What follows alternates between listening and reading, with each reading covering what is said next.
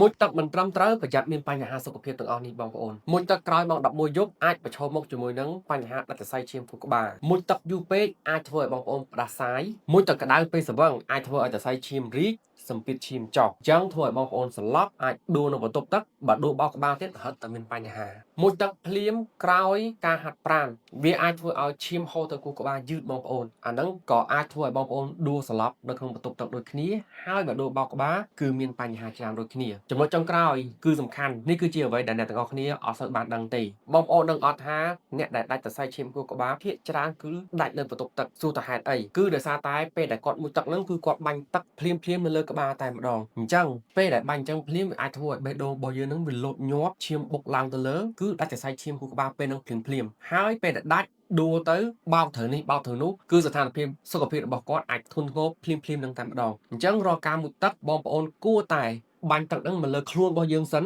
កុំតណាបាញ់លើក្បាលដើម្បីឲ្យរាងកាយរបស់យើងហ្នឹងដឹងថាយើងកំពុងមុជទឹកបន្ទាប់មកបងប្អូនបាញ់ទឹកហ្នឹងមកលើក្បាលវិញការធ្វើបែបហ្នឹងគឺកាត់បន្ថយការដាច់សរសៃឈាមខួរក្បាលនៅក្នុងបន្ទប់ទឹក